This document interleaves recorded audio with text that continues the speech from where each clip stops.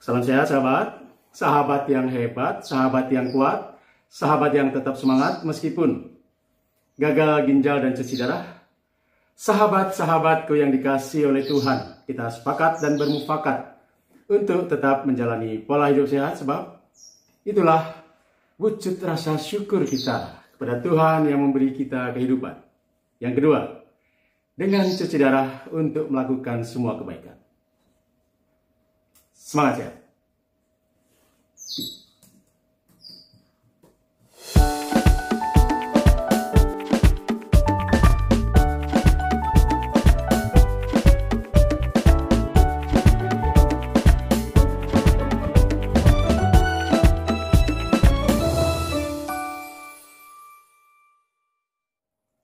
Sahabat, ini keluhan seorang kawan kita, pasien cuci darah yang sudah 3 tahun. Kalau 3 tahun itu masih baru ya, baru 3 tahun. 3 tahun cuci darah, tetapi keluhannya sudah banyak ya, cukup banyak. Antara lain kram. Kramnya bukan hanya saat HD ya. Kalau kram saat HD itu sudah ya rutin ya. Seperti rutinitas kram setiap hari. Tetapi ini kramnya kadang-kadang saat tidur, saat santai. Ya biasanya kalau sedang tidur kita ya secara tidak sengaja ngolet ya. Orang Jawa menyebutnya ngolet atau meregangkan otot atau stretching. Ya, stretching istilah kerennya. Nah, saat ngolet seperti itu tiba-tiba kram, kadang di perutnya, kadang di betis. Selain itu, kawan kita ini agak kesulitan untuk berdiri dari duduk. Ya, kalau saya karena sudah 13 tahun ya. Dari duduk, posisi duduk untuk berdiri ya nggak mudah ya. Otot-otot, tulang-tulang mulai nyeri. Tetapi kalau masih 3 tahun, harusnya jongkok, berdiri itu masih biasa. Nah, sahabat kita ini sama sekali sudah tidak mungkin bisa jongkok. Selain itu banyak keluhan-keluhan yang lain. Nah, sahabat, mengapa seseorang yang belum lama HD, tapi badannya, otot-ototnya sudah lemes. Tensinya nggak pernah turun. Tinggi terus. Lalu, seperti biasa, kalau ada WA seperti itu, atau Messenger, saya menanyakan hal-hal standar. Ya. Yang pertama mulai dari HD.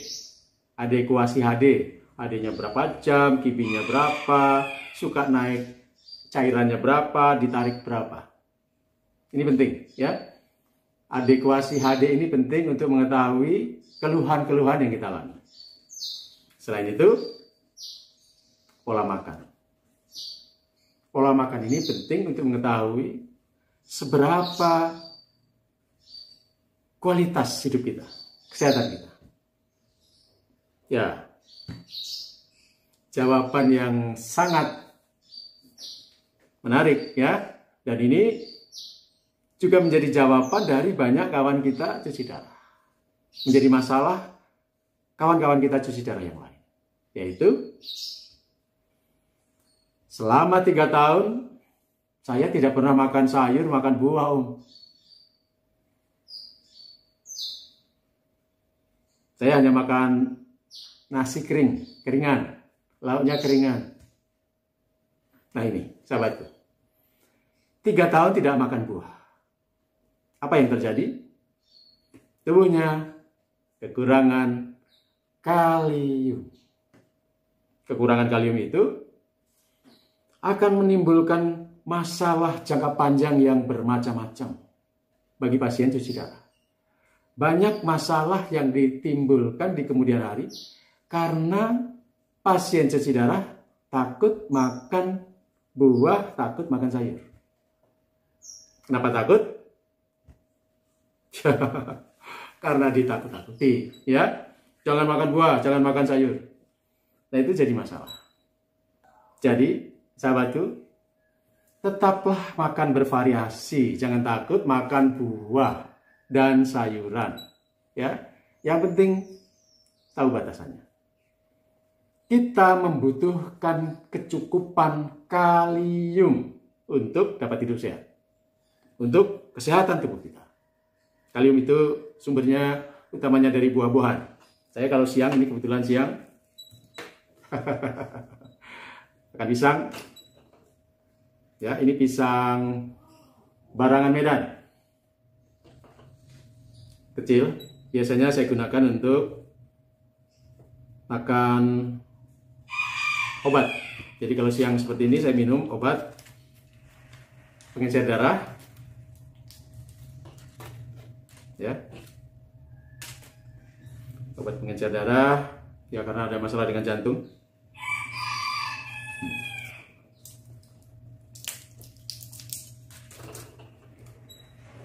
Dan untuk melenturkan pembuluh darah. Ini untuk mengatasi jantung koroner, ya, yang selama ini mendera.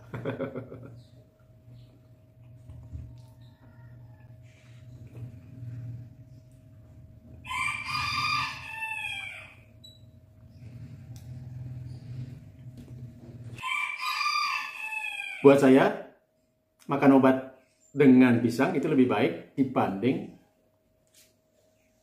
menelan obat menggunakan air minum. Kenapa?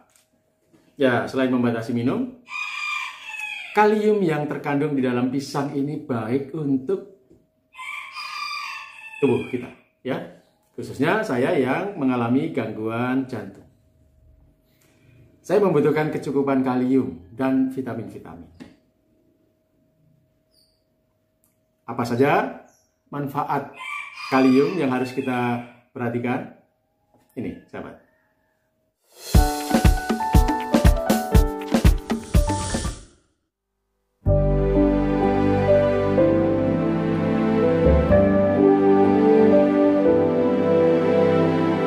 Waktu dulu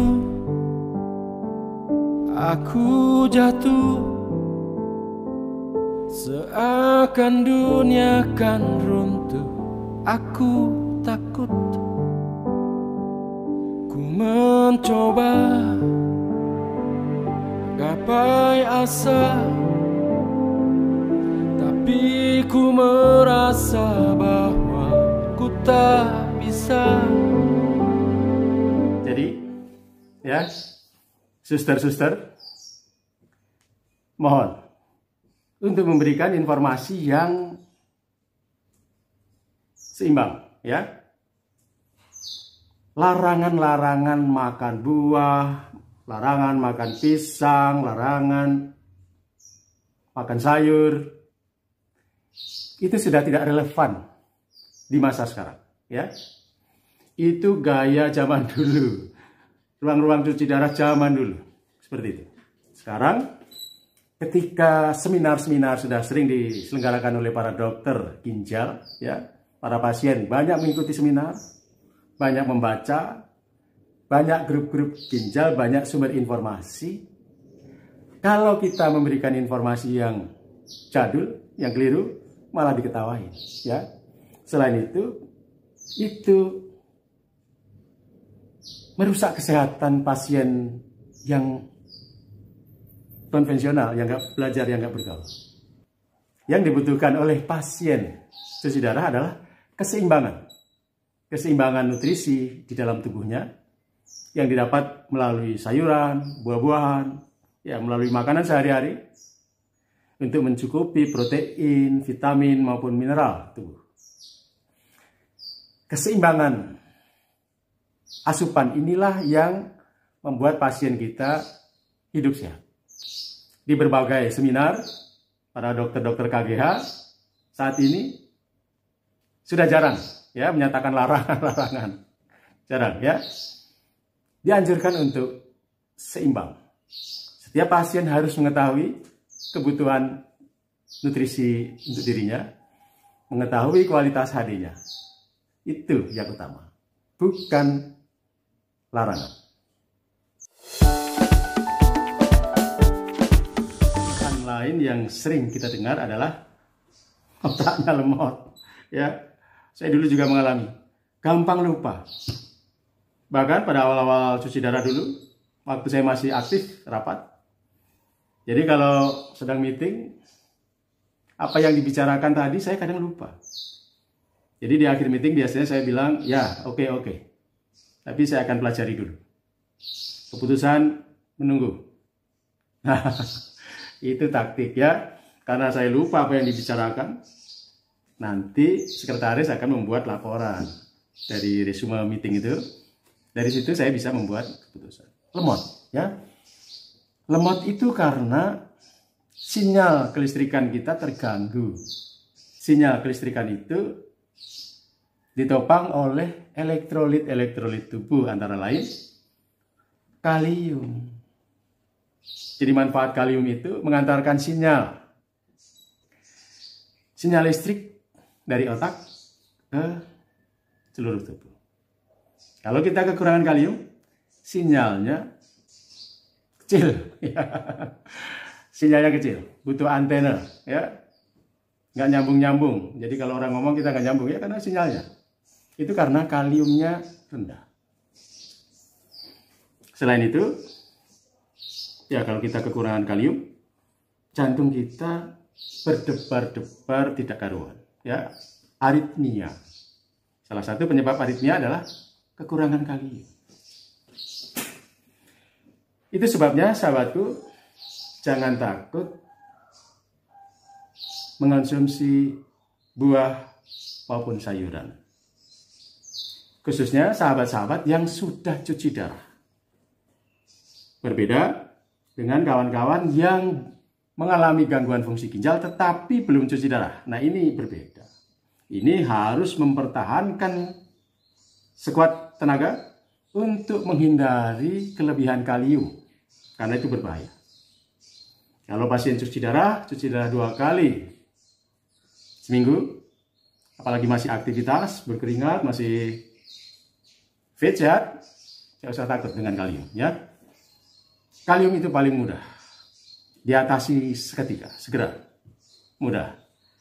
Jarang kasus seseorang kolaps atau sampai meninggal dunia karena hiperkalemia. Jarang terdengar, ya.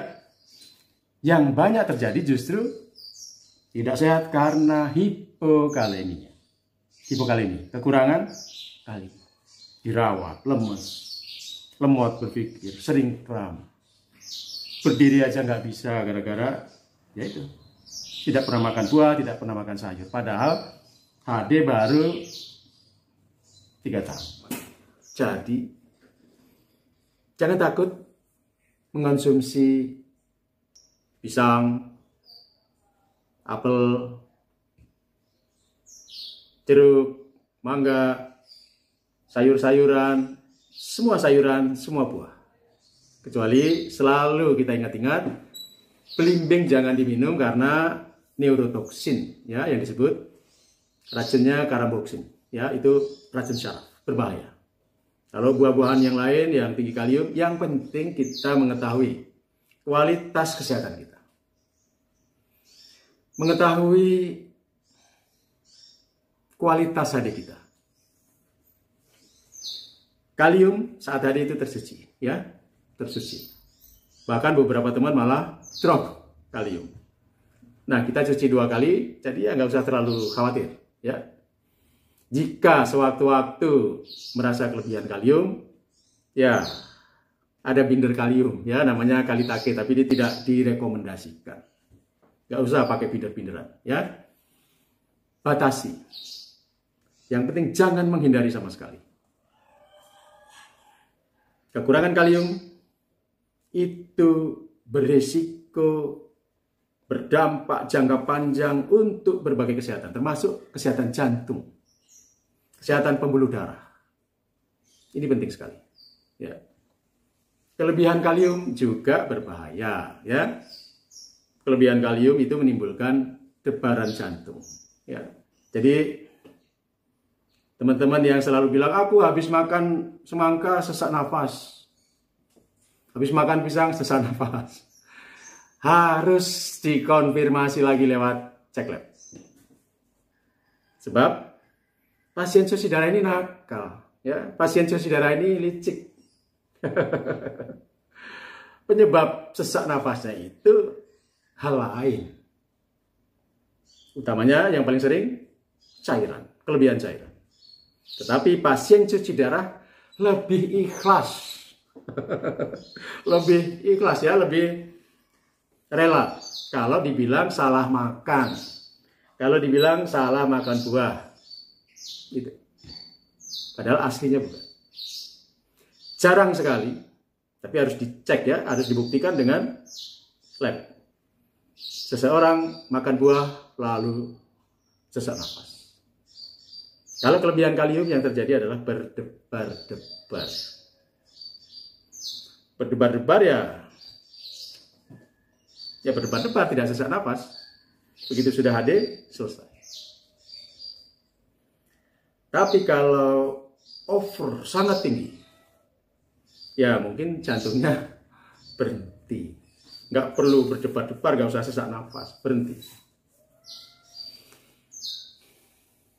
Kalium dibutuhkan, tetapi tetap dibatasi. Itu, sahabatku ya.